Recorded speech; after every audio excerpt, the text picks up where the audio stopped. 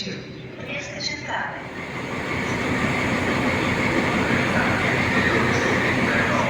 Per Trieste centrale ha un ritardo previsto di 110 minuti.